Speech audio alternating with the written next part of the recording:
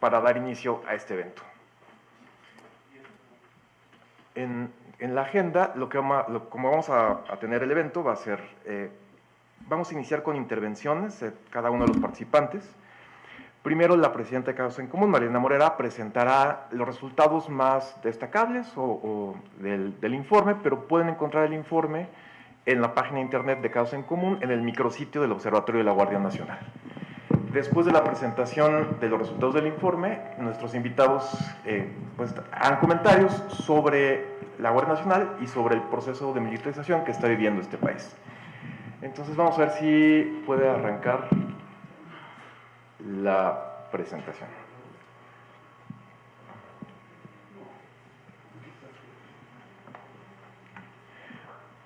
Marina, ¿quieres dar unas palabras de bienvenida? Sí. Bueno, en lo que arrancamos, pues me da mucho gusto volver a estar en una reunión presencial. Realmente es la primera conferencia de prensa que hacemos presencial desde que inició el COVID, entonces pues me da mucho gusto verlos nuevamente.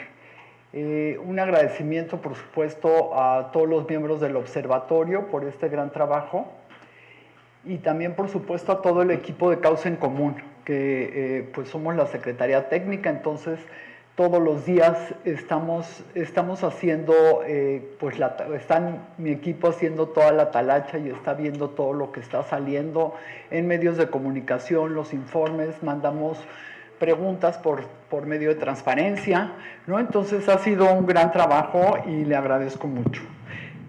Por supuesto a nuestros amigos que están con nosotros el día de hoy, a la senadora Claudia, a Estefanía Vela, muchas gracias Estefanía, y a Alejandro Ope, que es no solo miembro del observatorio, sino que iniciamos este trabajo con él ya hace un ratito. Este es ya nuestro tercer informe que presentamos. Entonces, primero vamos a ver por qué le pusimos 3 años de definición militarista, porque como vamos a ver, ya no estamos hablando solamente de militarización, estamos hablando de militarismo. Y hay una gran diferencia entre ambas, ¿no? La militarización es cuando estamos hablando del tema de seguridad, la ampliación que le han dado de facultades a los militares, ¿no? Que esto viene desde hace 60 años, que pues cada vez participan más en temas de seguridad y en otros temas. Sin embargo, nunca como ahora, y lo que ha cambiado realmente la definición es que ya no es un tema cuantitativo de cuántas cosas les han dado, como lo vamos a ver ahorita, sino también ya es un tema cualitativo. ¿Cómo están queriendo cambiar la cultura civilista que tenemos en México por una cultura militarista? La siguiente, por favor.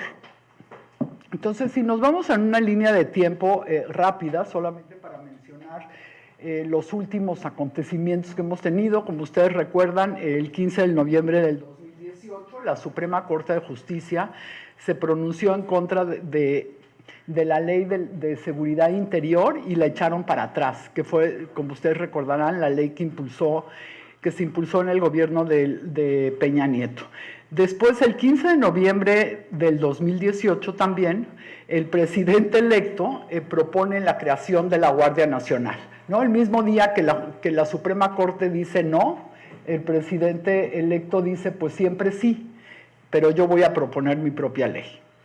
El 28 de noviembre sale la sentencia de la Comisión Interamericana de Derechos Humanos sobre la participación de las Fuerzas Armadas y dice que la participación de las Fuerzas Armadas en tareas de seguridad debe ser extraordinaria, regulada, fiscalizada, subordinada y complementaria.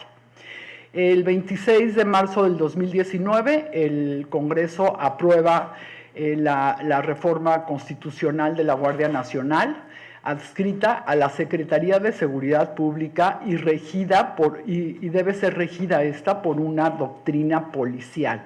O sea, le dieron por la Constitución el carácter civil a la Guardia Nacional. El 11 de mayo del 2020, el presidente saca un acuerdo por el que dispone de las Fuerzas Armadas en su conjunto para llevar a cabo tareas de seguridad, pero no especifica precisamente lo que pidió la Comisión Interamericana de Derechos Humanos, ¿no? En el acuerdo, si ustedes lo ven, el enunciado del acuerdo es que va a ser regulada, fiscalizada, subordinada y complementaria. Sin embargo, en el acuerdo, en ningún lugar del acuerdo se especifica qué significa eso, cómo lo van a hacer. Luego, el 30 de junio del 2020, el presidente anuncia que enviará una reforma para que la Guardia Nacional ahora sí dependa de Sedena, lo que no pudo lograr cuando se hizo la reforma constitucional. Bueno, ahora lo quiere lograr y pide a los gobernadores que cabildeen esta iniciativa, ¿no? Entonces, tenemos el cambio de la Guardia Nacional, ¿no? Que hacen la ley de la Guardia Nacional. Esta queda inscrita en la Constitución como un organismo civil dependiente de la Secretaría de Seguridad y Participación Ciudadana, y sin embargo ahora el presidente quiere modificar esto y quiere que el proyecto sea como él lo inició, que él quería desde el principio que estuviera adscrito a las Fuerzas Armadas. Ahora, dos puntos importantes de este acuerdo. Si quieren pasar la siguiente, o no sé si venga en la siguiente. Bueno, son dos transitorios. El artículo quinto transitorio, que dice que va a disponer el presidente de las Fuerzas Armadas en su conjunto hasta marzo del 2024. Esto significa que todas las Fuerzas Armadas pueden hacer tareas de seguridad civil. Y luego el artículo séptimo dice...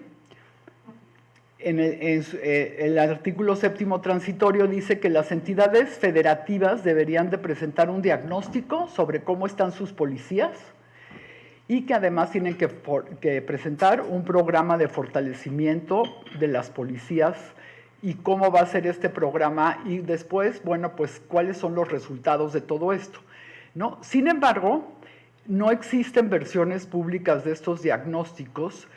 Solamente existen en la Ciudad de México, Guerrero, Jalisco, Morelos y Tabasco, los tienen accesibles en sus páginas de internet. Los demás estados no tienen nada. O sea que no están cumpliendo con el artículo séptimo y esperemos que pues sí se cumpla con el artículo quinto y las Fuerzas Armadas regresen a los cuarteles en marzo del 2024. Ahora hablemos del estado de fuerza.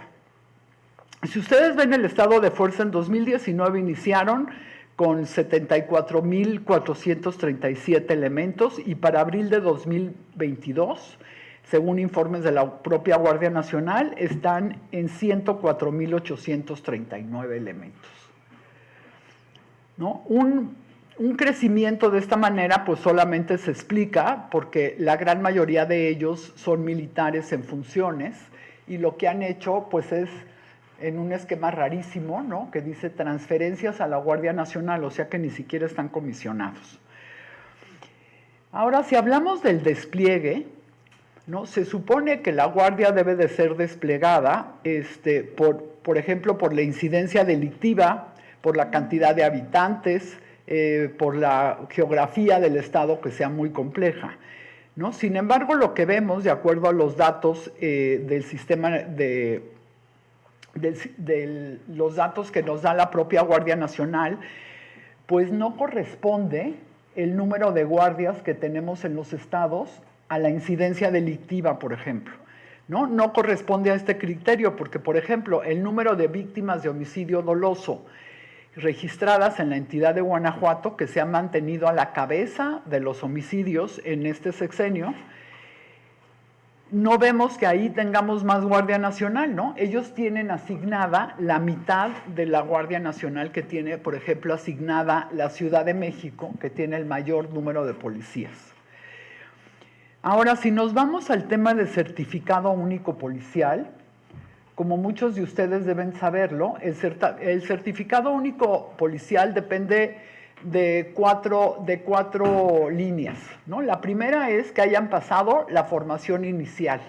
La segunda es que hayan pasado los controles de confianza. La tercera es que hayan pasado el examen de habilidades y destrezas. Y la cuarta es de desempeño. O sea, tenemos 4 exámenes distintos que la Guardia Nacional solamente lo ha cumplido en casi un 30% de sus elementos, cuando todos deberían de tener este certificado. Sin embargo, también llama la atención que dicen que en febrero del 2000, para febrero de 2022, el 29% de los elementos desplegados ya tienen este examen. Sin embargo, 3 meses antes tenían aproximadamente 20,000 elementos, no menos, como 14,000 elementos este examen. Entonces resulta extraño que en 3 meses hubieran podido presentar 15,000 elementos este examen completo. La siguiente, por favor. Luego tenemos que, pues, los cargos que les han dado a la Guardia Nacional, ¿no? La gran cantidad de responsabilidades, que estas responsabilidades pues van mucho más allá de las funciones que ellos tenían anteriormente, entonces lo están sobreexplotando. Y yo me pregunto si 227 funciones, de las cuales solo 43 están marcadas en la Ley de Seguridad, si en realidad pueden cumplir con todas estas funciones. Pero además, algo preocupante en este sentido es que no solamente es el presupuesto que tienen entre Guardia Nacional, Sedena, Marina y la Secretaría de Seguridad Pública, la Secretaría de Seguridad y Participación Ciudadana Federal, que esto asciende alrededor de 230,000 millones de pesos, ¿no? ¿No? Es una cantidad enorme de recursos que muchos de ellos no sabemos en dónde están, porque las Fuerzas Armadas no se caracterizan en ninguna parte del mundo por ser transparentes, ¿no? Y en México pues es igual. Pero además les están dando muchísimos otros recursos que el Ejército y la Marina los ejercen a través de otras secretarías de Estado, como por ejemplo la construcción del aeropuerto Felipe Ángeles, la construcción de las sucursales bancarias del Banco de Bienestar, el Tren Maya. Me parece que hoy les dieron alguna otra responsabilidad en construcción de algo, pero no me acuerdo de qué era. También tienen ahora la operación de aduanas y puertos y la Marina Mercante, operación de la Agencia Federal de Aviación Civil, ¿no? Es curioso, ¿no? Que sea la Agencia Federal de Aviación Civil y esté dirigida por un militar, traslado de dinero de programas sociales y un largo etcétera. Ahora, una de nuestras mayores preocupaciones, como les decía en un principio, es que las Fuerzas Armadas hoy en día se están convirtiendo en un actor político. Por ejemplo, el general secretario declaró el 20 de noviembre de 2021 que las Fuerzas Armadas y la Guardia Nacional, bueno, voy a leer su declaración tal cual. Las Fuerzas Armadas y la Guardia Nacional vemos en la transformación que actualmente vive el país el mismo propósito de las 3 primeras transformaciones, el bien de la patria. Y más adelante dice, como mexicanos es necesario estar unidos en este proyecto de nación que está en marcha, porque lejos de las diferencias de pensamiento que pudieran existir, nos une la historia, el amor por la tierra que nos vio nacer. O sea, el secretario de la Defensa está haciendo una declaración política que no es en favor de la Constitución de México, que no es en favor de los mexicanos, es en favor de un proyecto político, de un gobierno, ¿no? Lo cual, por las leyes militares, esto no está permitido. Si ustedes leen las noticias, alguna noticia que salió, no sé si ayer o hoy en el Reforma, en el norte, le pidieron a un general retirado que tiene que ir a comparecer como indiciado porque hizo declaraciones sobre su opinión respecto a la política de seguridad de este gobierno, ¿no? Declaraciones en contra. Y entonces lo mandan como indiciado. Y bueno, yo reflexionaba respecto a esto y por qué no mandaron como indiciado al general secretario por sus declaraciones, ¿no? Porque al final es lo mismo, uno declaró en contra y otro declaró a favor, ¿no? Habrá que preguntarles a los militares y sus leyes. Ahora, las Fuerzas Armadas como actores políticos, bueno, pues ya veíamos la cantidad de de acciones y de responsabilidades que les han dado. Para irme un poco más rápido porque se me está agotando el tiempo, los tenemos en secretarías de seguridad pública estatales y municipales, los tenemos también muy activos en el Instituto Nacional de Migración, en el ISSSTE, está como director financiero del ISSSTE un militar, y así nos podemos ir a todos los demás puestos que hemos encontrado a través de una revisión hemerográfica. En total son 163. La siguiente, por favor. También tenemos el tema de las quejas que han recibido la Guardia Nacional con respecto a los derechos humanos. Las quejas que recibe la Comisión Nacional de Derechos Humanos, que es prácticamente invisible en este sexenio, pero han sido 2.169 quejas, de las cuales la Guardia Nacional informó que actualmente atiende 2 recomendaciones emitidas por la Comisión, perdón. Ahora, ¿cuáles son los efectos y riesgos que hemos identificado? Bueno, se incrementa la posibilidad de una mayor violación a los derechos humanos cuando las Fuerzas Armadas están en calle, y esto se ha demostrado durante los últimos 3 sexenios. El fortalecimiento de las Fuerzas Armadas ocurre siempre en detrimento de las policías locales, porque los presupuestos que deberían de ir a policías locales pues van a la Guardia. En cambio, los incrementos en el presupuesto a las Fuerzas Armadas y a la tradicional opacidad, como ya les decía, pues esto incrementa el riesgo de corrupción dentro de las Fuerzas Armadas y un rompimiento en las Fuerzas Armadas. Este protagonismo militar no es compatible con el sistema democrático al que aspiramos, yo creo que la gran mayoría de los mexicanos. Y por último, la modificación a su naturaleza podría generar fricciones al interior de las propias Fuerzas Armadas. Y entre otros riesgos que hemos identificado, bueno, pues ciertamente la Suprema Corte de Justicia está muy pasiva con respecto a los amparos y las acciones de inconstitucionalidad y controversia que se le han presentado, de las cuales pues prácticamente no ha resuelto ninguna.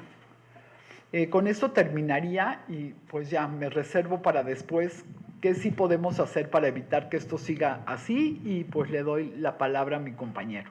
Muchas gracias. Creo que sí, muchas gracias, Mariana. Muchas gracias. Pues damos paso a las intervenciones. Alejandro Ope, por favor, nos puedes decir tus comentarios y tu perspectiva de este tema, por favor. Bueno, pues muchas gracias. Muchas gracias a Causa en Común, muchas gracias al Observatorio, felicidades por un gran trabajo. Creo que este esfuerzo que se ha hecho encabezado por el equipo de Causa en Común es realmente muy importante. Ha puesto en manifiesto un problema que a veces es difícil de dilucidar a partir de la información pública, ¿no? Que se requiere un esfuerzo casi arqueológico, ¿no? Para encontrar alguna de esta información, ¿no? A ver, yo creo que este informe sí señala algo que hemos venido diciendo muchas y muchos desde hace 3 años, ¿no? Que la Guardia Nacional es una simulación, en muchos sentidos es una ficción administrativa. El presidente intenta, en la primera propuesta de creación de la Guardia Nacional, ubicaba a esta corporación dentro de la Sedena.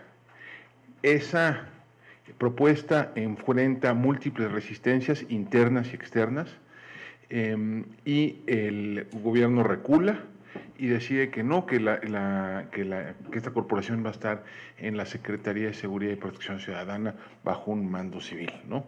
Y está definida en la Constitución, es importante señalarlo, como una institución policial de carácter civil y profesional. O sea, es muy importante, o sea, así está. Ahora, lo que es en los hechos es una extensión de las Fuerzas Armadas. Dato importantísimo que señaló ahorita María Elena, que está en el reporte. Más o menos 80% del personal de la Guardia Nacional no labora en la Guardia Nacional, en el sentido de que no cobra sueldo en la Guardia Nacional, no tiene plaza en la Guardia Nacional. Tiene plaza y cobra sueldo, sobre todo en la Sedena, también la CEMAR, ¿no? Yo no conozco ninguna otra institución pública donde se dé una circunstancia de esa naturaleza, ¿no? Donde 80% del personal trabaje formalmente en otro lado. ¿no? Y lo mismo no solo son recursos humanos, también son recursos materiales, ¿no? También están los datos en el informe y en informes previos. Todos los cuarteles de la Guardia Nacional, uno por uno, han sido construidos con recursos de Sedena en predios donados por gobiernos municipales, no a la Guardia Nacional, no a la Secretaría de Seguridad y Protección Ciudadana, sino a la Secretaría de Defensa Nacional, uno por uno. Los vehículos de la Guardia Nacional están cubiertos por contratos de arrendamiento que firmó la Secretaría de la Defensa Nacional. Entonces, aquí, para todo fin práctico, es una extensión de las Fuerzas Armadas en otra dependencia. Entonces la pregunta, bueno, ¿y por qué entonces, dado eso, por qué quieren reabrir, ¿no?, la discusión? Una discusión que, bueno, pues que en cierta medida ganaron hace 3 años, que no pudieron procesar del todo como querían hace 3 años, pero que pues tienen estos mecanismos para darles la vuelta, ¿no? ¿Por qué lo quieren? ¿Por qué la insistencia de reabrirlo? Y es ahí donde la cosa se pone, yo creo que interesante, ¿no? La semana pasada, pues ya si vieron el aniversario, ¿no?, de la Guardia Nacional, pues ahí sí ya se quitaron la máscara, ¿no? Una cosa que a mí me pareció realmente interesantísima, ¿no? En un evento celebrando el aniversario de la Guardia Nacional, no habló un solo funcionario de la Guardia Nacional, ¿no? Los únicos 2 oradores fue el presidente de la República y el general secretario, ¿no?, Luis Crescencio Sandoval. Incluso el comandante de la Guardia Nacional, el general Luis Rodríguez Bucio, no estaba presente, ¿no? Y la única mención a la secretaria de Seguridad y Protección Ciudadana, Rosa Isela Rodríguez, fue un monumento al ninguneo y a la condescendencia, ¿no? El presidente le agradeció su apoyo y muchas gracias por llevar las minutas en las reuniones de la mañana. Ahí pueden verlo en la reunión, en el discurso del presidente. El presidente sí dice, a ver, es que necesitamos mandarlo a la Sedena, porque si no nos va a pasar lo mismo que la Policía Federal, ¿no? Se nos va a corromper, se nos va. Y entonces la pregunta es, pues, ¿por qué no? ¿Por qué no podrían fortalecer los mecanismos de control, de supervisión, de fiscalización desde la Secretaría de Seguridad desde la Secretaría de Seguridad y Protección Ciudadana? ¿Por qué no podrían meter mecanismos, fortalecer los mecanismos de reclutamiento, de control de confianza, etcétera? ¿Por qué se necesita una reforma constitucional de gran calado? ¿Por qué regresar a la discusión de 2022? Yo creo que aquí el punto es que quien quiere esta reforma es más que el presidente, es el alto mando militar. Yo creo que, a ver, ahorita, como lo han construido esto como una simulación, la Guardia Nacional literalmente podría desaparecer para todo fin práctico en 24 horas sin pasar por el Congreso. Así que el Congreso haga algo. Simplemente se retirarían a este personal, al personal militar, se retira, se regresa a la Sedena, lo mismo los equipos, lo mismo los cuarteles, ¿no? Y queda un cascarón. Esto podría suceder sin que el Congreso tenga que hacer nada. O alternativamente, si cambian los vientos políticos, ¿no?, entonces el ejército, la Sedena en particular, tendría que ver ante la disyuntiva de ceder a la tercera parte de su personal y más o menos la cuarta parte de su presupuesto, ¿no? Entonces no quieren esa disyuntiva. Y además otra cosa, todo este arreglo medio heterodoxo con el cual han ido construyendo la Guardia Nacional, pues yo creo que ha ido generando responsabilidades para muchas de las personas que han ido aprobando estas medidas. Y yo creo que sí tienen miedo que en una transición, digamos, no muy favorable, pudieran verse en un problema, ¿no? Entonces necesitan este arreglo informal, necesitan formalizarlo antes de que cambien los vientos políticos, ¿no? Ese es el sentido de la reforma que está impulsando el presidente. Pero yo creo que es una muy buena razón para decirles que no. El siguiente presidente, la siguiente presidenta, muy probablemente tenga la intención, el deseo de renegociar, de replantear la relación con las Fuerzas Armadas. Entonces, dejar esto labrado en mármol, el arreglo que se ha construido en esto, pues yo creo que sí le reduciría enormemente el margen de maniobra a quien suceda en el cargo al presidente López Obrador. Y segundo, si el presidente está haciendo esto, ¿por qué está gastando capital político? Porque él ha expresado en varias ocasiones que ve a las Fuerzas Armadas como un garante de su legado una vez que deje la presidencia. Y eso, digamos, crea por lo menos, sugiere que el presidente pretende que haya una suerte de lealtad a su persona más allá de su investidura, ¿no? Sugiere que haya una lealtad al proyecto y no necesariamente a la legalidad. Y yo creo que cualquier cosa que abone en esa dirección, que ponga en entredicho la lealtad y la línea de responsabilidad de las Fuerzas Armadas, debería de ser rechazada casi de tajo, ¿no? Yo con esto tengo mis comentarios. Muchísimas gracias. Muchas gracias. Muy, muy interesante la reflexión y la perspectiva de lo que está ocurriendo precisamente ahora. Estefanía Vela, ¿nos haces favor de compartirnos tu opinión y tu perspectiva? Muchísimas gracias por la invitación para estar aquí. También es un gusto estar en persona con ustedes. Quiero aplaudir, pero ya no sé si es la dinámica actual. Entonces, bueno, agradezco muchísimo la oportunidad de estar aquí y agradezco muchísimo el trabajo que están haciendo en el Observatorio de la Guardia Nacional y en Causa en Común, porque creo que aportan elementos indispensables para continuar la discusión.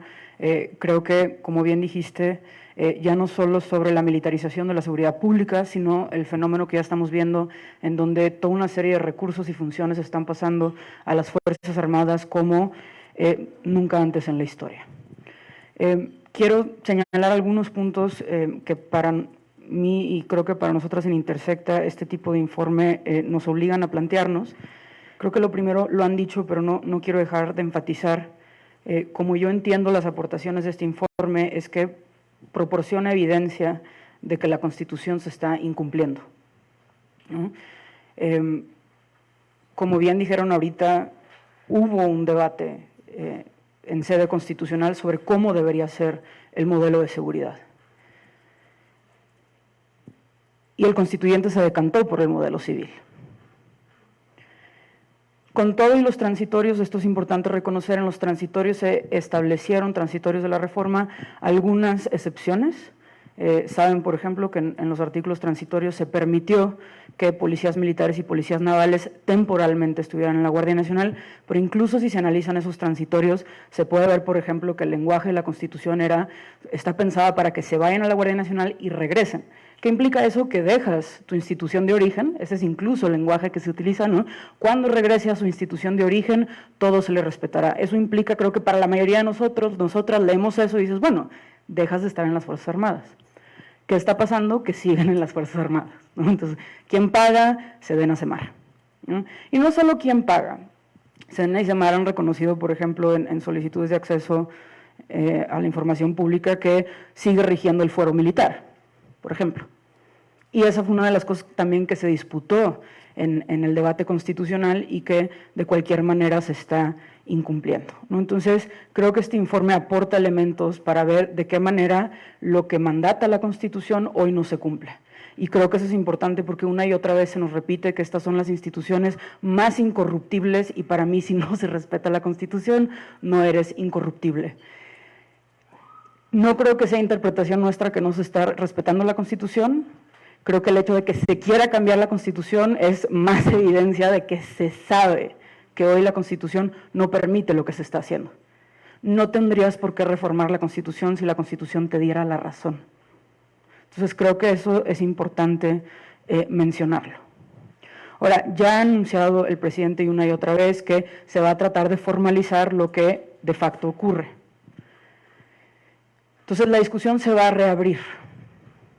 Ahora, si la Guardia Nacional de cualquier manera de facto ya es una extensión de las Fuerzas Armadas, ¿qué cambiaría con la reforma? Creo que como quiera hay varias cosas que cambiarían. Creo que la más importante tiene que ver con ciertos controles democráticos sobre las instituciones.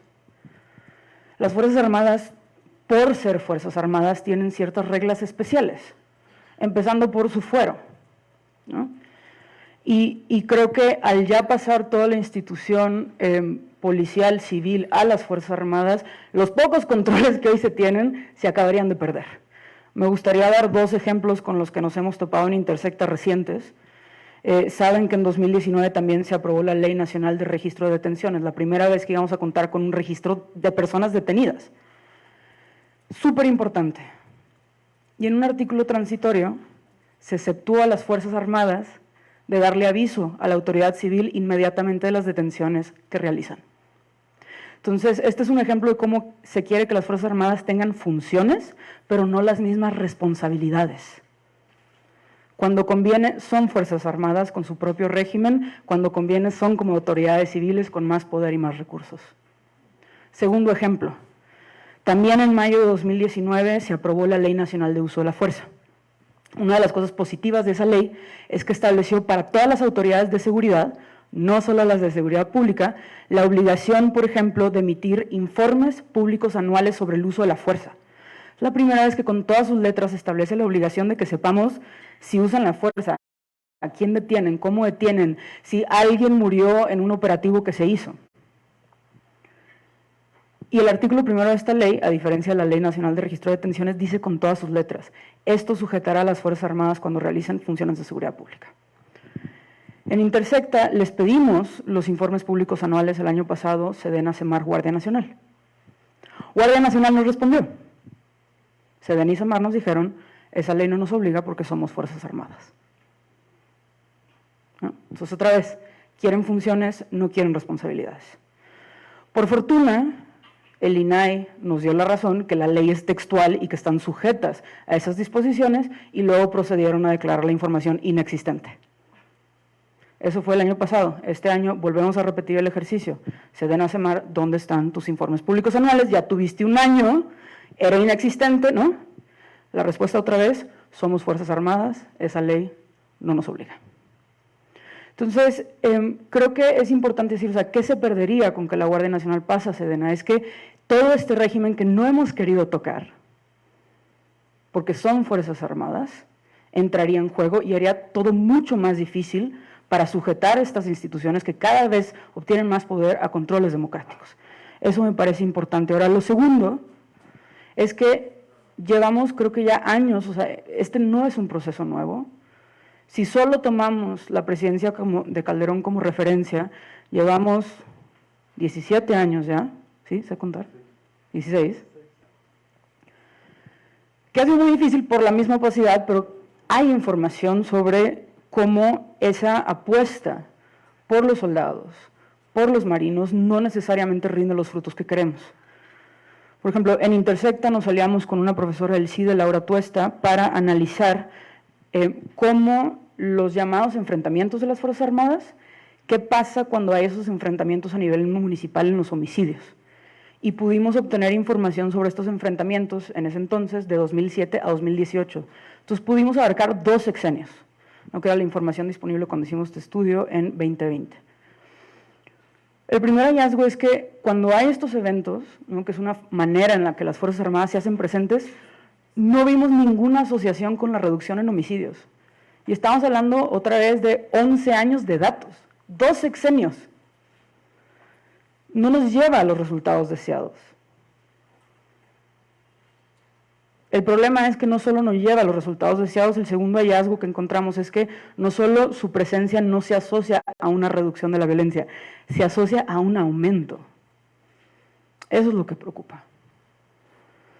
Ya lo dijeron, pero no está de más porque pasa el tiempo y otra vez se sigue acumulando evidencia. Ahorita dijeron, hay riesgos para los derechos humanos. En diciembre se acaba de publicar la nueva encuesta nacional de población privada de la libertad del INEGI, que permite comparar cómo es la experiencia de personas privadas de la libertad que fueron detenidas. Entonces, cuando te detiene, por ejemplo, la Sedena, ¿cómo se compara tu experiencia que cuando te detiene la policía municipal? Y una vez más, 5 años después de la EMPOL pasada, que fue 2016, 5 años más, los patrones siguen siendo exactamente los mismos. Las Fuerzas Armadas son las que menos detienen con orden de detención, son las que menos detienen en proporción, en flagrancia, son las que más detienen simplemente llevándote de un lugar.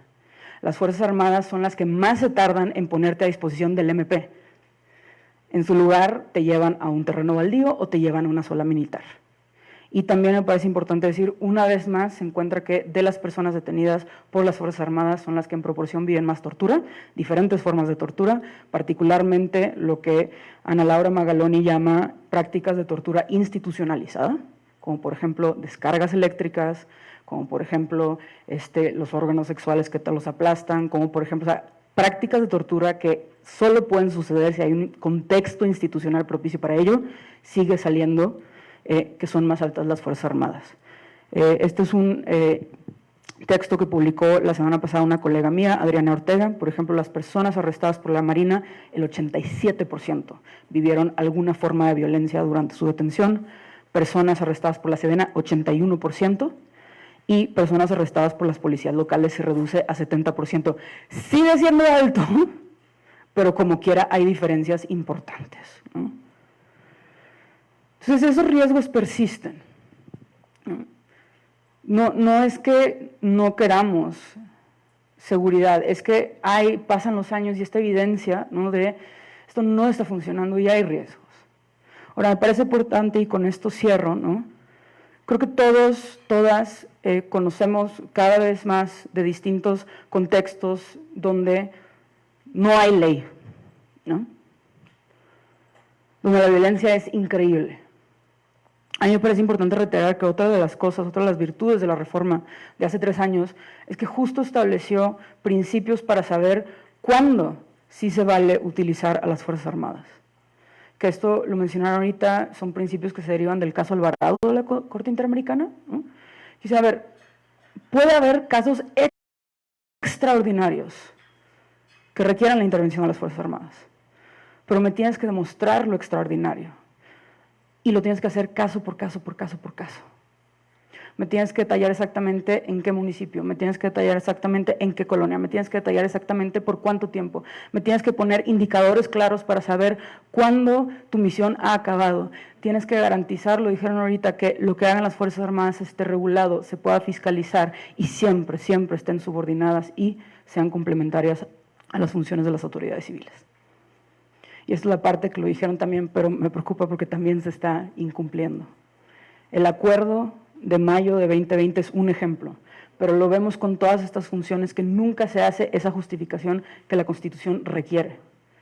Excepciones las hay.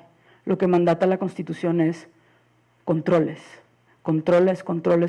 democráticos, que es, creo yo, justo lo que se nos está pasando, ¿no? Entonces, hasta aquí llego. Muchísimas gracias. Muchas gracias, Estefanía. Muy interesante. Me quedo con una gran frase tuya, que es: la discusión se va a reabrir, porque es una discusión recurrente sexenio tras sexenio. Me estaba acordando del diagnóstico de la Oficina del Alto Comisionado de los Derechos Humanos en México de 2003, que ese diagnóstico decía que había que retirar progresivamente a los militares de la seguridad pública y que había que quitarles el fuero de guerra o el fuero militar cuando hicieran funciones de seguridad pública. Desde 2003 sabemos que hay que hacer eso y viene el sexenio y es la misma discusión. Es cómo mantenemos a los militares en las calles, y tenemos toda la evidencia de que eso solamente aumenta la violencia en este país. Senadora, muchísimas gracias por acompañarnos. Por favor, compártanos sus opiniones y su perspectiva sobre lo que está ocurriendo. Claro, muchas gracias. Primero que nada, un reconocimiento al Observatorio de Causa en Común por este gran esfuerzo que hacen. Creo que me corresponde dar un poco la narrativa legislativa, ¿no? Habiendo estado en la legislatura 15-18, 18-21 y en esta nueva legislatura, del porqué de estos razonamientos. Y vamos primero a la Ley de Seguridad Interior. Efectivamente, en aquel momento se razonó que se necesitaba para estos casos de excepción, donde tienes a una delincuencia organizada, mejor organizada que el gobierno, mejor equipada que el gobierno, mejor articulada, financiada y con un grado de fuerza impresionante, porque a veces vemos cantidades de datos de muertos, pero cuando tú estás en esa región y cuando vives en esa región y te das cuenta que a la gente la están sacando de sus viviendas porque están quemando sus viviendas, porque se niegan a pagar una extorsión y salen de sus viviendas violados, lacerados, golpeados, te das cuenta que sí necesitas de una fuerza extraordinaria, porque además en aquella región ya no hay policía municipal. Y además el estado es tan grande que la policía estatal no llega.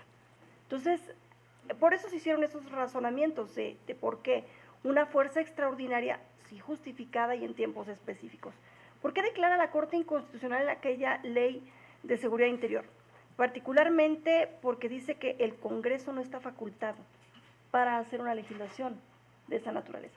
Dice que el Ejecutivo está facultado para conocer de los temas de seguridad interior, pero no, y acuérdense que hay un artículo 72 de la Constitución que le da facultades específicas al Congreso para legislar en materia de A, B, C. Bueno, pues de ahí se agarran los ministros de la Corte y dicen, no estás facultado, y por eso, no es por el tema de que se superpusiera, que se superponía, pero no fue por eso, no entraron al fondo de la discusión, fue más bien por el tema de la estructura de la legislación, y también algunos ministros dijeron que estaba viciada de origen la tarea legislativa, ¿no? Pero es eso, vamos poniéndole ojo, porque ahorita que estábamos viendo por qué tienen otros temas detenidos, pues recordemos que aquella vez que se declara inconstitucional no fue el tema de fondo el que los hizo decantarse, sino el tema de forma, ¿verdad?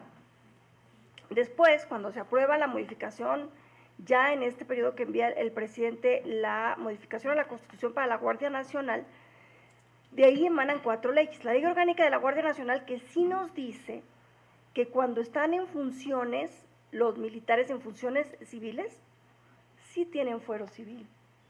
Por eso es que el acuerdo, y ahorita pasó el acuerdo, nunca nos dice quiénes son los que están haciendo funciones civiles. ¿Ya? Ese es el tema. Vienen en esa modificación constitucional, para mí, 3 artículos transitorios que fueron los más controvertidos para la gente: el quinto, el sexto y el séptimo. El quinto porque, pues finalmente, permites que se siga haciendo lo que se ha venido haciendo. Ahí están las Fuerzas Armadas, haga con ella lo que quiera. El séptimo, si no estoy mal, que es el que habla de la aportación. Sí pensamos en ese momento en que, bueno, el uso de la fuerza que tiene Policía Federal no nos sirve para Guardia Nacional, queremos hacer algo más grande, necesitamos más gente, que se haga una aportación, que sea el ejército que entregue, por eso le llamo una aportación, elementos que era la policía militar y la policía naval, que acuérdense que también ellos tuvieron una forma de reclutamiento distinta que un militar. Ellos, ¿cuál es la diferencia de trabajo de un militar y de un policía militar? El policía militar es el que guarda el orden dentro de la zona. Entonces, esos son los que iban a ser aportados. Y por eso también viene el séptimo, donde dice, todos los que aportes, porque también ellos estaban con esa duda, oye, ¿me vas a mandar a la parte civil donde hay prestaciones menores, donde hay escalafón menor, donde hay sueldos menores? Pues me conviene más estar acá. Entonces le ponemos, bueno, todos los que sean aportados, que conserven las mismas prestaciones, sueldos, jerarquías que tenían cuando estaban allá. Entonces, esos son los artículos transitorios que causaron rispidez, y que yo debo decirlo, esa ley fue votada, la modificación constitucional de la Guardia Nacional fue votada por unanimidad. Todas en el Senado votamos a favor de eso. Y después de eso, todos, cada vez que vamos a votar algo, tenemos duda e incertidumbre, porque sabemos que lo que se vota no se implementa así. Que lo que aprobamos termina siendo una cosa totalmente diferente. Aprobamos efectivamente un cuerpo de carácter civil que terminó siendo un cuerpo de carácter militar. Y de ahí emanaron 4 modificaciones legales. Bueno, 3 nuevas y una modificación al sistema del Secretariado Ejecutivo de Seguridad Pública, pero esa es la ley de la Guardia Nacional, en donde viene esta parte de los fueros, las estructuras, en fin, la de Registro Nacional de Detenciones y la del uso de la fuerza, que también esas tienen ahí algunas acciones de inconstitucionalidad metidas. Y después viene este acuerdo del 2020, en donde también nuevamente el presidente toma el 5 transitorio y dice, me lo llevo de corridito para siempre, ¿no? Y entonces acá es donde vienen también varias acciones, unas controversias constitucionales, la que metió, si ustedes se acuerdan, Laura Rojas como presidenta de la Cámara, y que se le va el mundo encima, decir, porque es la que tiene la facultad jurídica de meterla y además lo hace. Nosotros pedimos que se hiciera también en el Senado de la República, en la presidenta era Olga Sánchez Cordero, y dice, no, yo no, lo meto a votación del Pleno, lo que diga el Pleno, ¿no? Y el Pleno votó que no, mayoría morena, ¿no? Entonces, ¿qué hicimos? El bloque que le hemos llamado el bloque de contención, meter una acción de inconstitucionalidad, pero al no ser una ley, la Corte no la rechaza, dice, no es una ley, no está invadiendo tus facultades o no está invadiendo la Constitución. ¿Cuáles son los que están ahí pendientes de resolverse? Los que meten los municipios, donde dice invade mis facultades constitucionales de seguridad pública. Esos están pendientes. Y la otra, donde dice el legislativo está invadiendo las facultades del legislativo, también está pendiente. Esa y otras, pues, pero vamos a hablar de estas que son las más delicadas. El 4 de mayo del 2020, y los invito a que lo revisen, se publica el acuerdo por el que se transfieren los recursos humanos, materiales y financieros correspondientes a todas las divisiones y unidades administrativas de la Policía Federal, de conformidad con el artículo 6º transitorio del decreto por el que se expide la ley de la Guardia Nacional. Es decir, aquí es donde se supone que nos iban a decir quiénes eran los aportados. ¿Y cómo sabemos que estamos viviendo un estado de seguridad militarizado? Porque así como pide información causa en común, así como piden información integral, así como pedimos información todos, toda la información que pides en materia de seguridad pública, te contestan que está reservada por seguridad nacional. Entonces, ya no es seguridad pública, ¿verdad que no? Si está reservada por seguridad nacional, no es seguridad pública. Y yo estoy preguntando de seguridad pública. Y da igual si preguntas en la Armada, en la Marina o en la Secretaría de Seguridad Pública. Está reservada. Y ese es el argumento. Entonces nosotros no podemos permitir que en los hechos, en la práctica, en la realidad, este sistema de militarización siga avanzando, porque lo que se aprobó en el Congreso fue que existiera un modelo civil que no está existiendo. Y aquí paso a cómo no son y por qué no son y por qué nunca serán los aportados o los que ahora estén en funciones o por lo menos vestidos como Guardia Nacional, policías de proximidad. Vamos a pasar solamente a una arista, tomé la capacitación. ¿En qué capacitan a la Guardia Nacional y en qué capacitaban a la Policía Federal? A la Guardia Nacional, en formación inicial, ciencias policiales, perspectiva de género, Sistema Nacional Anticorrupción, Sistema de Justicia Penal Acusatorio, Derechos Humanos, Mando y Liderazgo, Feminicidio y Desarrollo Humano. ¿En qué capacitaban a las diferentes corporaciones de la Policía Federal? Doctrina policial, modelo de policía de proximidad, cultura de la legalidad, nuevo modelo policial, nuevo sistema acusatorio, derecho penal, uso legítimo de la fuerza, derechos humanos, buena disposición, principios básicos de investigación policial, preservación del lugar de los hechos, armamento e informe policial, desarrollo integral y manejo del estrés, desarrollo y disciplina física y marco jurídico de la actuación policial. Hay un tema de por qué no son y no podrán ser distintos en esta práctica que estamos viviendo. Entonces, es importante que nos demos cuenta de lo que está sucediendo para que lo podamos detener y corregir. No podemos permitir que nos lleve esta inercia en la que ya vamos. Es decir, bueno, pues ya lo está usando así el presidente, pues que acabe el sexenio. No, tenemos que exigir que se cumpla, que nos publiquen este acuerdo de las transferencias de quienes van a ser Guardia Nacional y dejan de ser parte de las Fuerzas Armadas, para tener certeza de quién te está deteniendo. Eso es fundamental en el debido proceso, fundamental, y no tenemos esa certeza. Y si no hay debido proceso, pues tampoco va a haber una sentencia firme y pues entonces seguimos creciendo en la impunidad, y entre más impunidad exista, más incremento del delito, más incremento del delito. Y todo el dinero a las Fuerzas Armadas y cada vez menos dinero a las fiscalías y cada vez menos dinero a prevención del delito y cada vez menos dinero a atención de las adicciones y cada vez menos dinero a todo eso que dicen ellos que son las causas del delito. Entonces no vamos evidentemente por donde queremos. Mentira que el modelo de la Guardia Nacional se parezca al de Francia o España.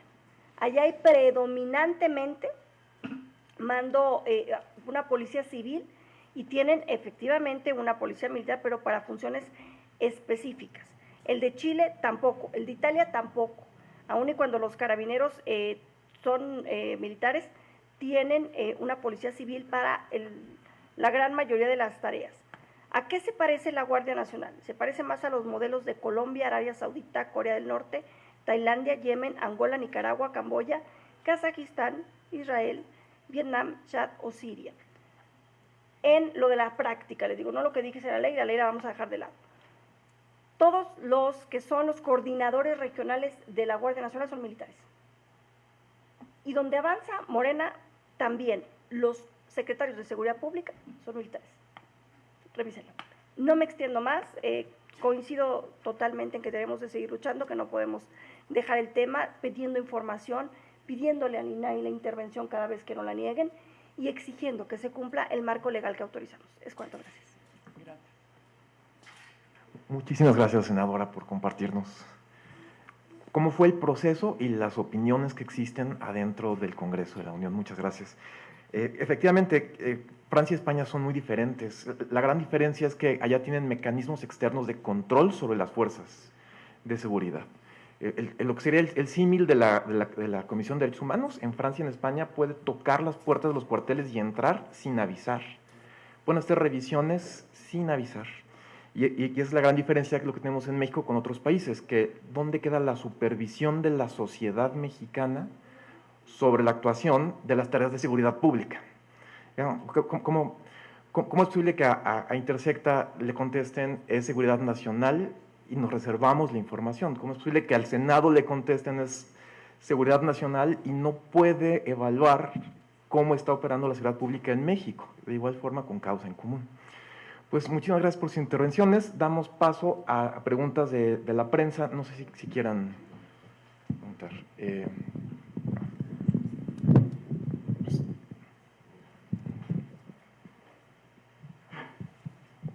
Gracias, buenos días. Sí, Benito Jiménez de Reforma. Siguiendo el tono de Alejandro en el tema de simulación que mencionaba respecto a la Guardia Nacional, ¿qué percepción tienen ustedes respecto al papel de la Guardia Nacional en un tema tal vez operativo, dado que finalmente en los últimos meses el Ejército es el que sigue confrontando al crimen, los vemos en los enfrentamientos en distintos estados? No están viendo más a un papel de la Guardia Nacional como administrativo, como solo de acompañamiento al Ejército, porque los cuarteles donde están construidos y operando desde 2001, casos Michoacán, casos Guanajuato, pues finalmente sigue los índices delictivos altos en donde ya está la presencia de la Guardia Nacional y no vemos, digamos, un papel participativo de esta corporación. Eso por un lado, y por el otro, si me pudieran también comentar este mismo papel, esta ruta que lleva la Marina, ahora con varios aeropuertos, pero principalmente el Aeropuerto Internacional de la Ciudad de México, en donde pues ya también se prevé un cambio ahí del director general del aeropuerto, que es el que opera pues los negocios, que no tendría, digamos, que tener una participación de seguridad, pero bueno, también ya sería un control total del Aeropuerto Internacional de la Ciudad de México, el más importante, en manos de la Marina. Serían esos dos temas, por favor.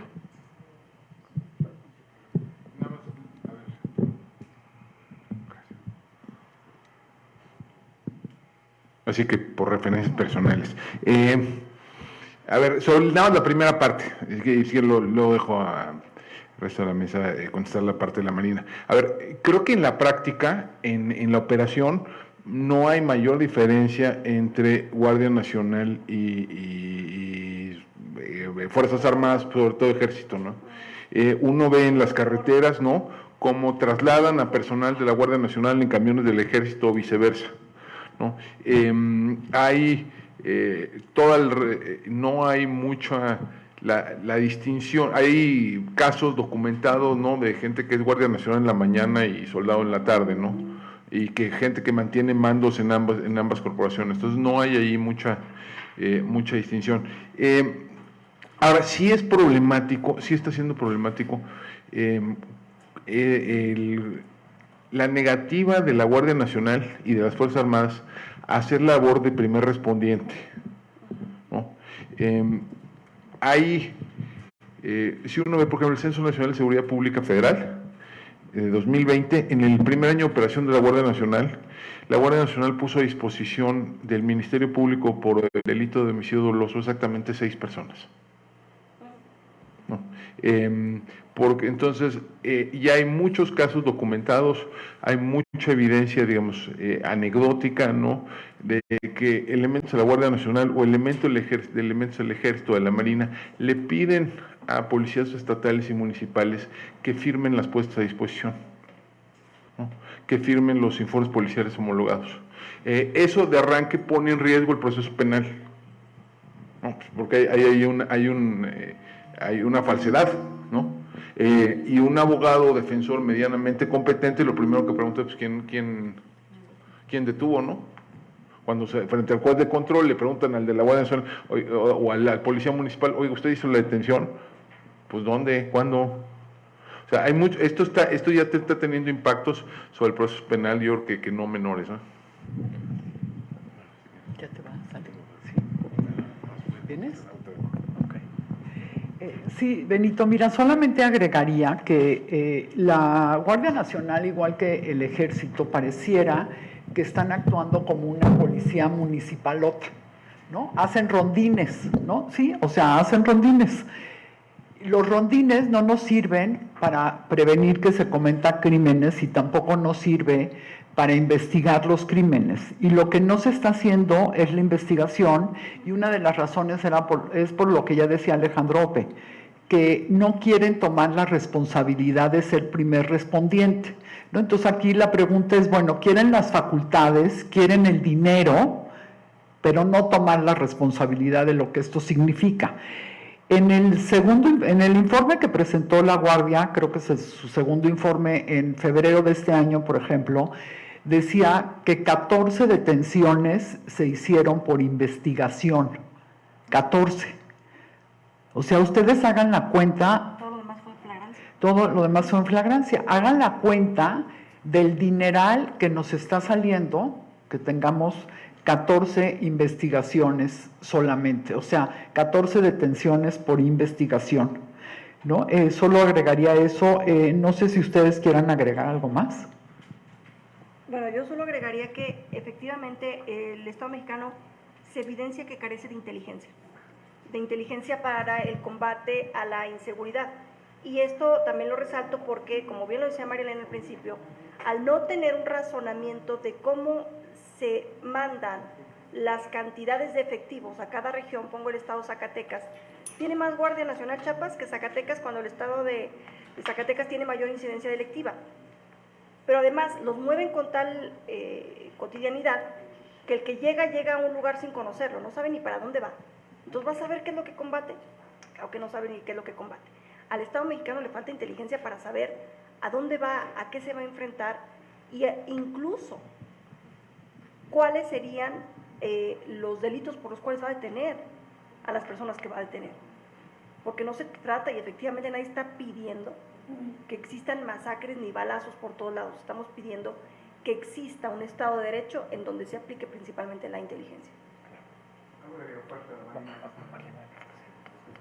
Sí, o sea, cada vez tienen más control de todo, ¿no? Y lo estamos viendo no solamente en el aeropuerto de la Ciudad de México, sino también en puertos. O sea, ya tienen el control completo de los puertos, ¿no? El control de las fronteras, el control del Instituto Nacional de Migración y el control de la seguridad pública, aunque no cumplan con sus funciones, ¿no? Y con sus responsabilidades. Y sí nos parece muy peligroso que esto esté sucediendo, porque además, como ya se decía en esta mesa, sucede en detrimento de las policías locales.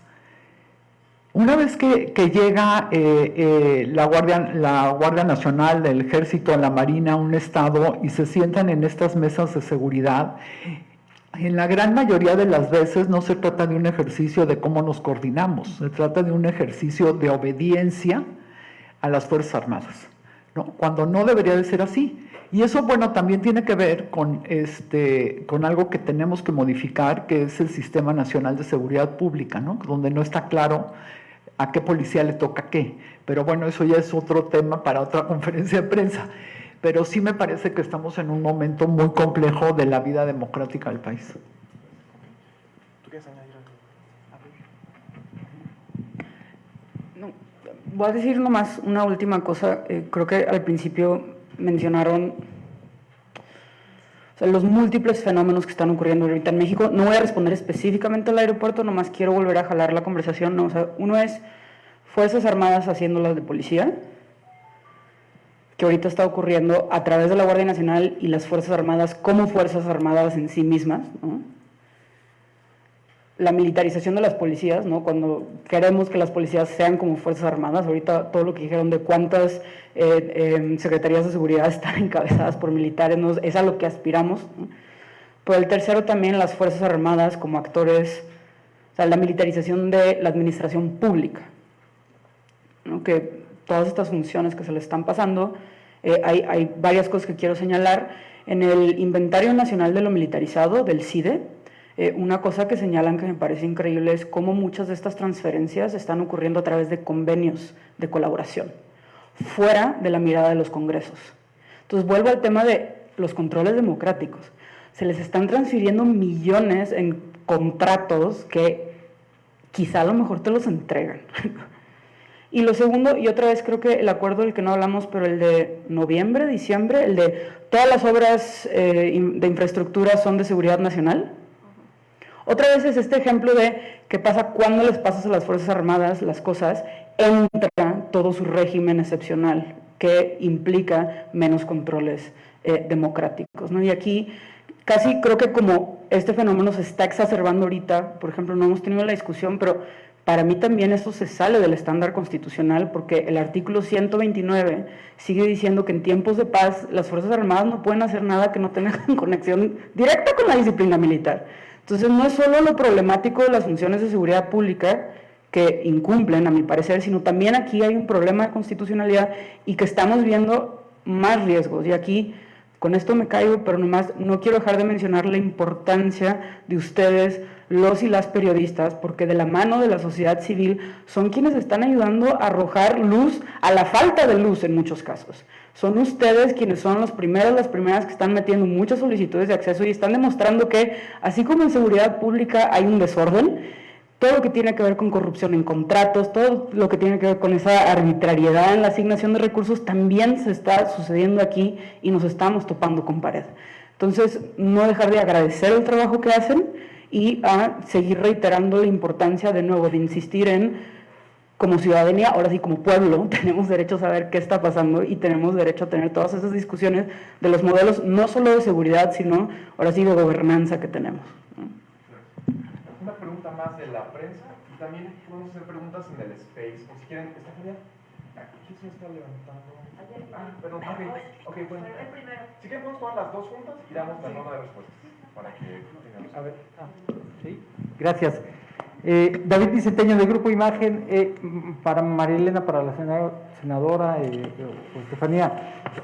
Desde la sociedad civil y desde los congresos, desde el legislativo, ¿qué poder hacer para solucionar esto? Buscar la manera de que se cumpla la Constitución y poner a la Guardia Nacional en ese carácter civil que debería de tener, y cómo poder establecer estos mecanismos de transparencia cuando desde el gobierno federal no se escucha, o el titular del Ejecutivo nos dice: a mí no me vengan con que la ley es la ley. Nos vemos el año que entra para escuchar el cuarto informe de la Guardia Nacional, María Elena, y vamos a ver qué soluciones se encontraron, pero por lo pronto, a partir de ese momento, ¿qué se puede hacer? Gracias.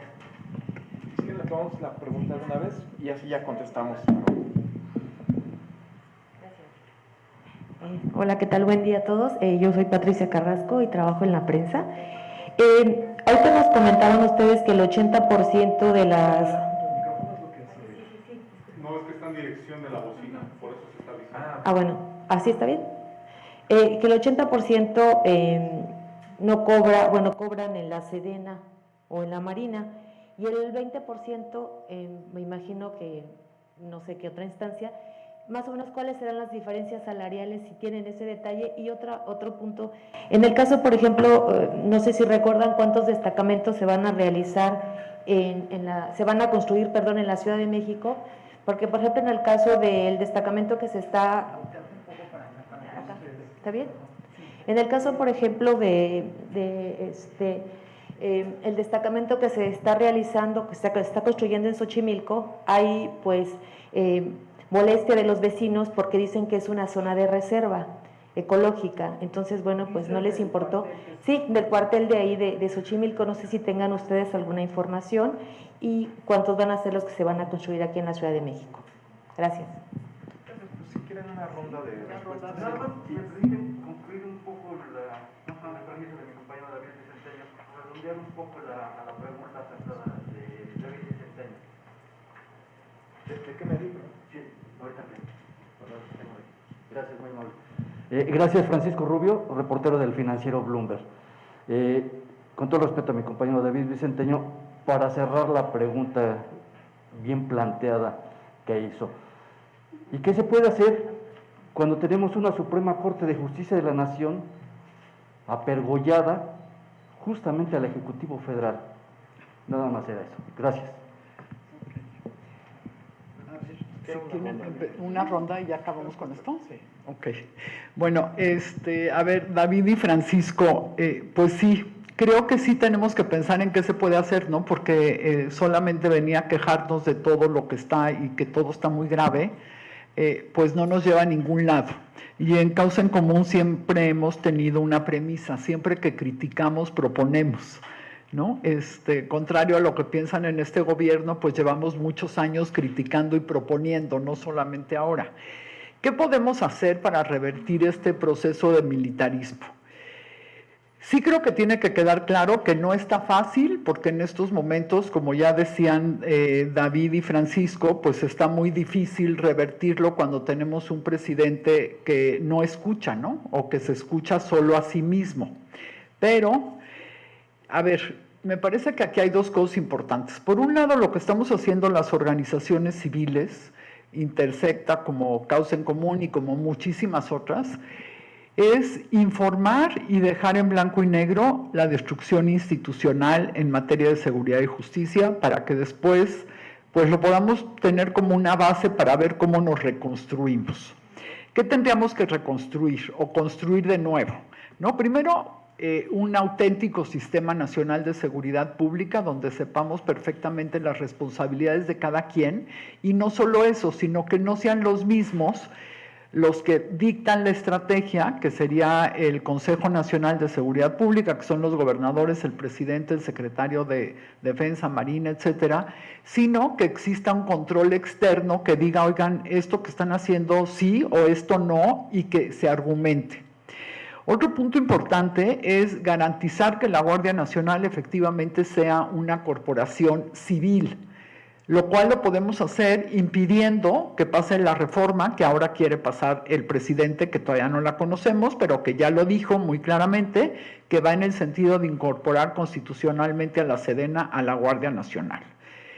Al mismo tiempo, lo que no podrá hacer en este sexenio, pero podemos impulsarlo al que sigue, que sea crear una policía federal de investigación e inteligencia, que es uno de los puntos que definitivamente se ha perdido en este sexenio, ¿no? Si ustedes ven lo que investigan en Guardia Nacional, por ejemplo, y cuál es su inteligencia, por lo que nos han dicho miembros de la misma Guardia Nacional, pues su inteligencia consiste en mandarle a su jefe inmediato y hacia el otro jefe y hacia el otro jefe, por WhatsApp, las imágenes de los tweets o de los Facebook de quienes hablamos o criticamos al ejército, ¿no? O sea, ustedes imagínense si ese es un trabajo real de inteligencia.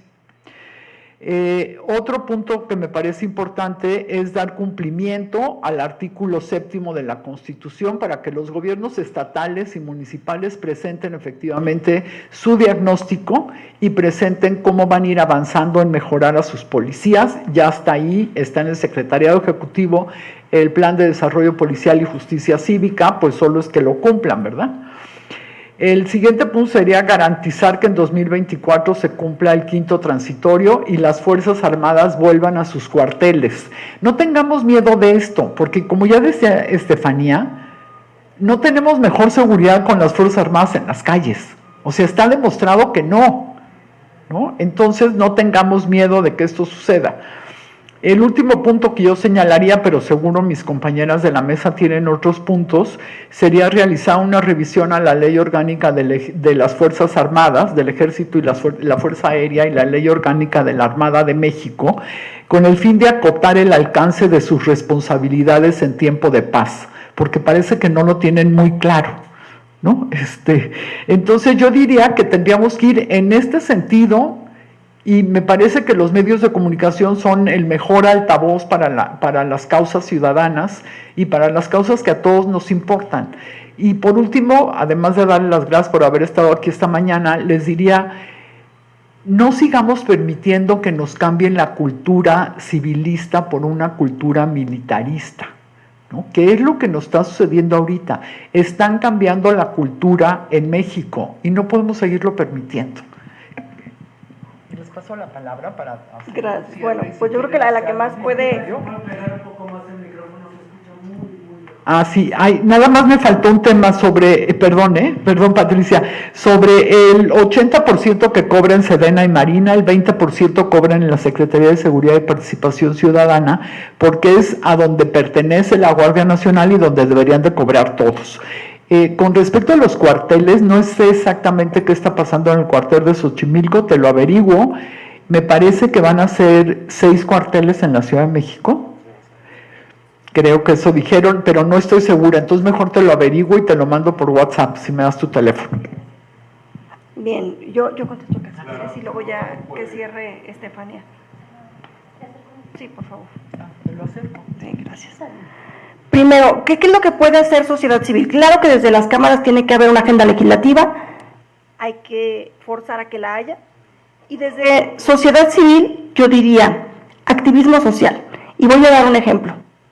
Cuando se aprobó la Ley de Seguridad Interior, fue tal el activismo que el presidente de la República, Enrique Peña, dijo, no la voy a usar. Espero a que la Corte declare la constitucionalidad de la misma y la dejo aquí de lado.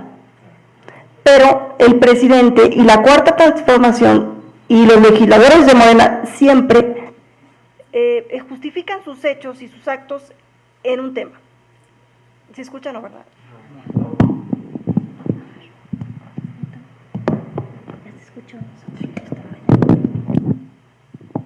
Ellos dicen, la popularidad del presidente está al 63% de aprobación, entonces él tiene la razón. Él tiene la razón en lo que está haciendo y a nosotros nos respalda el pueblo en lo que estamos haciendo y vámonos. Sobre esa ya no hay cómo pararlos. Entonces la única manera de hacerles ver que no es cierto que el pueblo está tan de acuerdo en lo que está sucediendo es con el activismo. Activismo en redes sociales, activismo en las plazas públicas, activismo en este tipo de espacios, activismo que se hace desde las organizaciones de la sociedad civil, solicitando información pública, interponiendo amparos, participando. Porque si nos quedamos callados y decimos, pues ya mejor me espero a ver qué plan de gobierno trae el próximo candidato, son todavía 2 años más de deterioro social, son todavía 2 años más en los que vamos a seguir viviendo una verdadera tragedia. Un poco complementar lo que decía Marilena, no te traigo ahorita el dato, está publicado cuánto ganan, pero ¿dónde está la variación significativa en las prestaciones? Por ejemplo, ¿quiénes se quedaron en la Guardia Nacional que eran de la Policía Federal? Básicamente la Corporación de Caminos, todo lo demás lo desmantelaron. Ya están también desmantelando Caminos, también quieren meter ahí guardia. Pero era lo único que se había quedado de este 20%. Todo lo que era investigación, todo eso ya se fueron, entraron en el proceso de extinción. ¿Qué prestaciones tienen los de la Sedena que no tenían los de la Policía Federal? Por ejemplo, ¿tú sabías que a los hijos de los de la Sedena les pagan las colegiaturas en la escuela privada que ellos quieran? De ese tipo de prestaciones que no tienen los hijos de la Policía Federal, o extinta Policía Federal, hoy Corporación Caminos de la Guardia Nacional. Entonces, sí, efectivamente, lo que están ya avisando los de la Corporación Caminos es que están forzando su salida, renuncia, liquidación, para meter ahí también a compañeras de las Fuerzas Armadas. Entonces, todo esto es ese avance que no podemos permitir y que debemos de exigir, de que volvamos a tener corporaciones que sean civiles.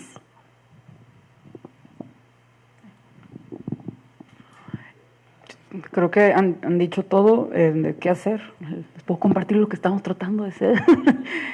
A mí me importa mucho que cada vez seamos más, porque de repente sí es bien solitario. Y creo que el punto más importante, yo he pensado mucho, imagínense que en un año Secretaría de Gobernación empezara a adquirir todas estas funciones.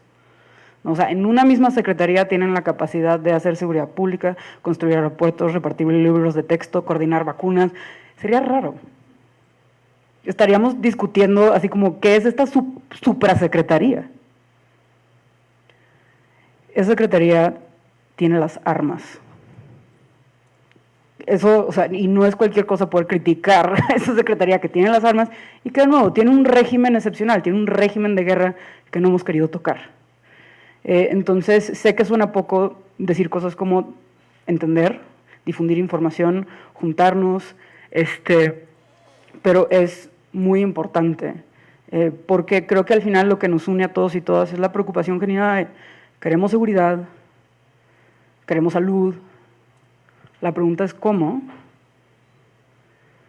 ¿Qué modelos sí funcionan? ¿Qué modelos no funcionan? ¿Cuáles son los riesgos de un modelo? ¿Cuáles son los riesgos de otro? ¿Cuáles son las ventajas de un modelo? Pero hacerlo en conjunto, ¿no? Entonces, hasta ahí me quedo y de nuevo agradezco estar aquí con ustedes. Muchas gracias. Me dicen que el evento está, la transmisión. Vamos a tomar una pregunta del Space, me están avisando. Si puedo abusar del tiempo de las invitadas.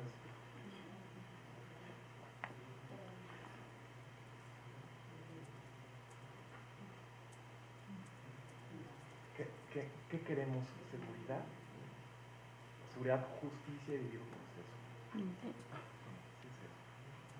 ¿Esa es la pregunta? Es que Estefanía dice, todos queremos seguridad, claro. Y la senadora dijo, claro, queremos seguridad y debido proceso. Si me permiten, retomando las preguntas de los señores periodistas, maestros del periodismo, ¿ustedes no piensan hacer un análisis estadístico de qué resultados son los que no han logrado los 3 años de la Guardia Nacional? Creo que toda la inversión que se le hace para que aumente el homicidio, aumente los robos, lo de los grupos de narcotráfico sabemos perfectamente que hay un grupo favorito en cada sexenio que opaca y destruye a los demás grupos. En algún momento por los Zetas, luego el cártel del Golfo, etc. Pero hay un grupo en especial que es el favorito y protegido en cada sexenio. El objetivo es que desaparezca la Guardia Nacional, que se transforme y bajo qué procedimientos jurídicos, bajo qué apego a la ley. ¿Tienen ustedes algunos datos sobre deserción de elementos de la Guardia Nacional y sobre la formación y capacitación militar que se les está dando? Y esta pregunta la hago porque a los angelitos no se les está entrenando en macramé o en tejido. Y si hacemos un recuento histórico, al grupo Los Halcones nos enseñaron a manejar los kendo. Y el jueves de Corpus del 71 utilizaron esta arma que es un palo de 1.20 a 1.80 de determinado diámetro, pero lo utilizaron atacando la cabeza y puntos vitales, cosa que en las artes marciales deportivas no se enseña. A ciertos elementos se les enseña el uso de la trompa policial del PR-24, pero con técnicas mortales, no con técnicas de sometimiento. Y ahí nos podemos ir hasta más adelante, que sus choferes están capacitados en transportes explosivos, que saben cómo manejar armas, y que la mayoría de ex policías y ex militares se integran a los grupos delincuenciales y usan esa formación para delinquir. Caso de los Zetas, que era el grupo aeromóvil de fuerzas especiales de CAPS, entrenados en Estados Unidos, que se separaron del ejército para crear su propio cártel. Y lo que Estefanía comentaba de las técnicas de tortura son técnicas militares que se aprendieron como cursos de capacitación en la Escuela de las Américas, que estaba en Panamá y actualmente está en el Puerto de Puebla, en Texas. ¿Tenemos a una persona en Twitter Space?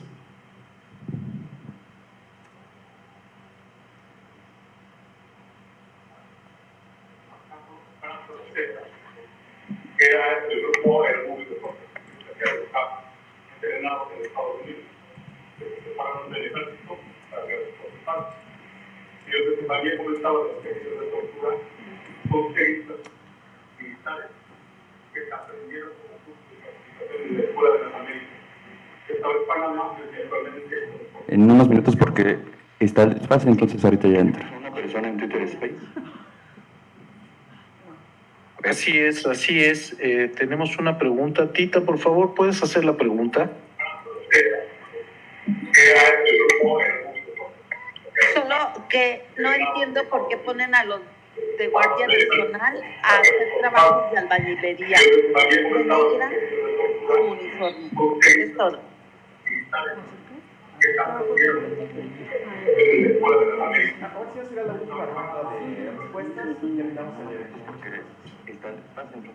Si quieres empezar. Te adelante. Creo que, o sea, no, creo que esas son las preguntas que nos tenemos que hacer. O sea, vuelvo a lo mismo, pensemos en términos de, o sea, en una misma institución hay todo, pues, y creo que esos son el tipo de preguntas que nos tenemos que hacer. No quiero dejar de mencionar, por ejemplo, una de las cosas que yo no había dimensionado por ignorancia pura, ¿no? Y que creo que no está de más decirles, bueno, de qué tamaño son las Fuerzas Armadas que pueden disponer de tantas personas para hacer tantas cosas tan diversas, ¿no? Y no quiero dejar de señalar que hay esta base de datos de plazas presupuestarias de Secretaría de Hacienda para la Administración Pública Federal, que se pueden ver datos de 2005, hasta ahorita ya está la base 2022. Y por ejemplo, durante el sexenio Calderón, la Secretaría de Defensa Nacional era la cuarta institución con más plazas. Ahorita ya es la segunda, solo le gana el IMSS. Entonces creo que eso también es como súper interesante porque creo que ahorita hablaban del debilitamiento de las policías, pero no deja de ser interesante ver, o sea, por cada plaza que se le pasa a la Sedena, a qué institución civil se le podría estar pasando esa plaza para que haga las distintas labores que ahorita están haciendo los soldados, ¿no? Plazas hay, recursos hay, la pregunta es a qué clase de institución se le asignas o cuál es tu apuesta para el tipo de Estado que quieres armar, ¿no? Eso es lo que, las preguntas que nosotros nos estamos haciendo, sobre todo viendo esa información, ¿no? Ese nivel, o sea, de 2018 a 2022 se fueron de 215,000 plazas más o menos a 260,000 plazas más o menos. O sea, ¿qué otras instituciones conocen que tienen ese crecimiento de plazas? Nosotros somos una organización feminista, ¿no? Por ejemplo, un Sedena son 1,000 inmujeres, ¿no? Agarren la institución que más les importe y pensemos a qué más podríamos hacer con esas plazas que en un sexenio nada más están ganando. Creo que son las preguntas clave que hay que hacernos ya a estas alturas, ¿no? Muchas gracias. Bueno, pues yo nada más diría que evidentemente estamos ante el deterioro y el desprecio de las instituciones que por tantos años le costó construir al Estado mexicano, y creo que es importante que las recuperemos y que veamos hacia el futuro que queremos, pero actuando desde hoy. Gracias.